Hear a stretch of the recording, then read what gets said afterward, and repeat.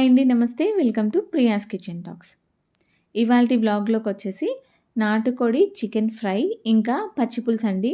పచ్చి పులుసు పక్కా విలేజ్ స్టైల్‌లో ఎలా చేసుకోవాలో ఈ వీడియోలో అయితే చూద్దాము. అంటే మా సైడ్ ఇలానే చేస్తారు. కాబట్టి నేను పక్కా విలేజ్ స్టైల్ అని చెప్తున్నాను.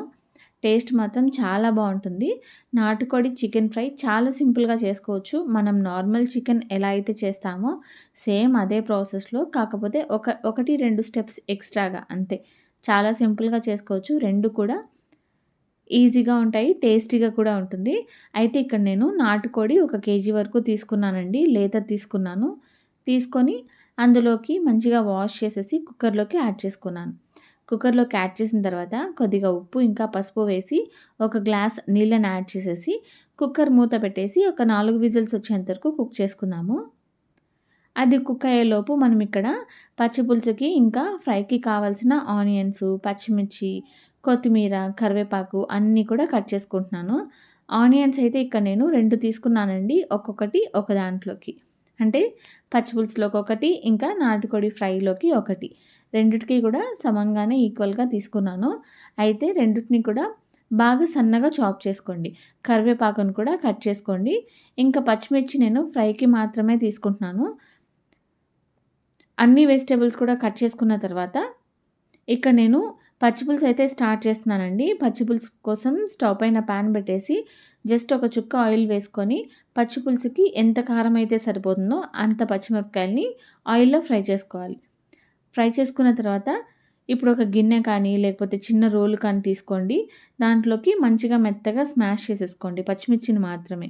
లేదంటే చేతులు మండుతాయి. మీరు చేత్తోనే నలుపుకుంటే ఇంకా బాగుంటుంది. పచ్చిమిరపకాయలని బాగా దంచేసుకున్న తర్వాత కట్ చేసి పెట్టుకున్న కొత్తిమీర, కరివేపాకు, ఇంకా చూడండి ఇక్కడ ఆనియన్స్ ఎంత సన్నగా చాప్ చేశానో అంత సన్నగా చాప్ చేసుకుంటే తినేటప్పుడు చాలా బావుంటుంది. ఆనియన్స్ కూడా వేసిన తర్వాత పచ్చిమిరపకాయలు, కొత్తిమీర, కరివేపాకు, సాల్ట్ అదే అండి రాళ్ళుప్పు, ఇంకా ఆనియన్స్ అన్నీ కూడా బాగా కలిపేలాగా మంచిగా ఇలా బాగా హార్డ్‌గా కలుపుకుంటూ మిక్స్ చేసుకోండి. చూడండి ఈ విధంగా మిక్స్ చేసుకుంటే మొత్తం అన్నీ కూడా బాగా కలుస్తాయి.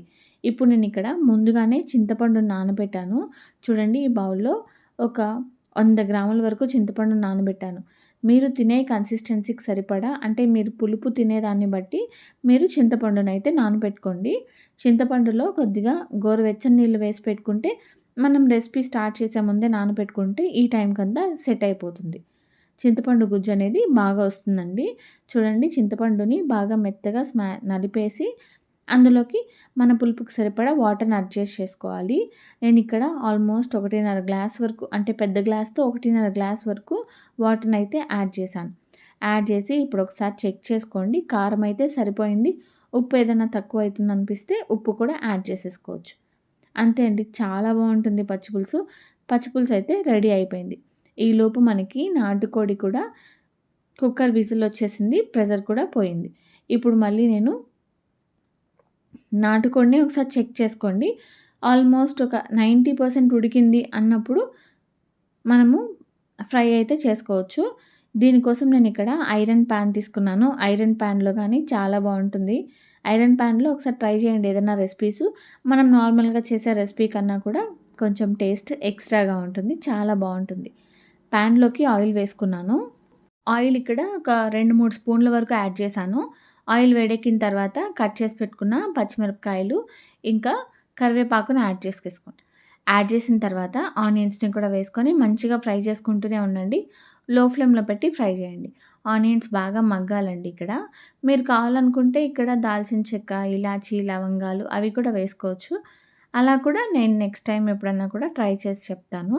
తర్వాత ఇక్కడ నేను అల్లం వెల్లుల్లి పేస్ట్ పచ్చిది అప్పుడే గ్రైండ్ చేసుకున్నది యాడ్ చేశాను. ఒక టేబుల్ స్పూన్ వరకు అల్లం వెల్లుల్లి పేస్ట్ వేసిన తర్వాత మళ్ళీ ఒకసారి బాగా ఫ్రై చేస్తూనే ఉండండి. పచ్చిదనం అంతా పోయేంత వరకు ఫ్రై చేస్తూనే ఉండండి.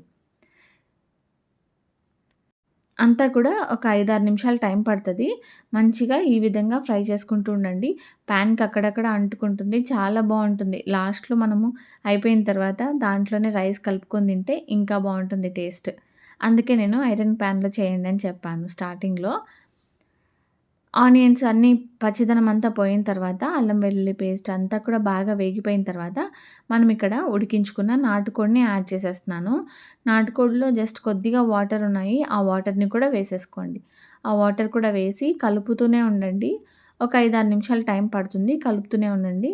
ఇంకా ఆల్మోస్ట్ బాగా ఉడికిపోయింది. వాటర్ కూడా తక్కువున్నాయి అన్నప్పుడు ఒక టేబుల్ స్పూన్ ధనియాల పొడి, మనం ఆల్రెడీ ఉప్పు వేసాం కుక్కర్‌లో ఉడికించేటప్పుడు. కాబట్టి నేనిక్కడ సాల్ట్ చాలా కొంచెంగా యాడ్ చేస్తున్నానండి. సాల్ట్ వేసుకోండి. తర్వాత కొద్దిగా పసుపు కూడా వేసుకోండి. పసుపు వేసిన తర్వాత నాటుకోడి కూరకి కానీ, నాన్ వెజ్‌కి కానీ ఎప్పుడు కూడా మనకి కారం కొంచెం ఎక్కువే పడతది గదా!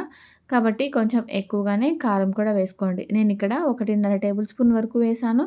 ఇంకా పచ్చిమిర్చి కూడా ఏసాను కదా! కాబట్టి కారము సరిపడా చూసుకొని అడ్జస్ట్ చేసుకోండి. మీరు తినే కన్సిస్టెన్సీని బట్టి అడ్జస్ట్ చేసుకుంటూ వేసుకోండి. వేసుకొని ఇంకా లో ఫ్లేమ్‌లో పెట్టి మంచిగా ఫ్రై చేస్తూనే ఉండండి. అందులో ఉన్న వాటర్ అంతా కూడా ఇంకిపోవాలి. ఇంకా కారంలో ఉండే పచ్చిదనం అంతా కూడా పోయేంత వరకు కలుపుకుంటూనే ఉండండి. మాడిపోకుండా చూసుకోండి. మధ్య మధ్యలో మిక్స్ చేసుకుంటూ. అంతే అండి. ఆల్మోస్ట్ మనకి చికెన్ ఒక ముక్క తీసి తిని చూడండి. చికెన్ అయితే బాగా ఉడికిపోయింది. మీకు చూస్తేనే తెలుస్తుంది. చికెన్ బాగా ఉడికిపోయింది. ఇప్పుడు స్టవ్ ఆఫ్ చేసేసి లాస్ట్‌లో కొద్దిగా గరం మసాలా యాడ్ చేసుకోండి. యాడ్ చేసుకొని మళ్ళీ ఒకసారి బాగా మిక్స్ చేసేసేయండి. తర్వాత మనం సన్నగా చాప్ చేసుకున్నాం కదా! కరివేపాకు, కొత్తిమీర అది కూడా వేసేసుకోండి. అది కూడా వేసేసిన తర్వాత ఇప్పుడు నేను ఒక నిమ్మకాయ రసం మొత్తం తీసుకున్నాను. ఆ నిమ్మకాయ రసంని మొత్తంని సీడ్స్ తీసేసి నిమ్మరసంని యాడ్ చేసుకోండి. ఇదంతా కూడా స్టవ్ ఆఫ్ చేసిన తర్వాత చేయండి. నిమ్మరసం ఎప్పుడూ కూడా బాగా వేడిగా ఉన్నప్పుడు కానివ్వండి, లేకపోతే బాగా ఉడుకుతున్నప్పుడు గానీ ఎక్కువ నిమ్మరసం అయితే యూజ్ చేయొద్దు. నిమ్మరసం అయితే స్టవ్ ఆఫ్ చేసిన తర్వాతే వేసేసుకొని మళ్ళీ బాగా చికెన్ ముక్కలన్నిటికి గూడా బాగా పట్టేలాగా కలిపేసుకుంటే సరిపోతుంది.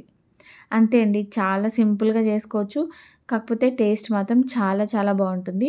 ఇది బగారా రైస్‌లోకి, బిర్యానీలోకి కూడా చాలా బావుంటుంది. రైస్‌లోకే కాదు. ఇలాంటి రెసిపీస్ ఏదైనా కావాలనుకుంటే కామెంట్ సెక్షన్‌లో చెప్పండి. నేనైతే వైట్ రైస్, నాటుకోడి ఫ్రై ఇంకా పచ్చి పులుసుతో సర్వ్ చేసుకున్నాను. ఇవాల్టి వ్లాగ్ అయితే ఇదండి. వీడియో నచ్చితే లైక్ చేసి షేర్ చేయండి. ఖచ్చితంగా సబ్స్క్రైబ్ చేసుకోవడం మాత్రం మర్చిపోకండి. మళ్ళీ నెక్స్ట్ వీడియోలో కలుద్దాం. అంతే అండి video. Bye. Stay happy and healthy. అంతే ఈ వీడియో.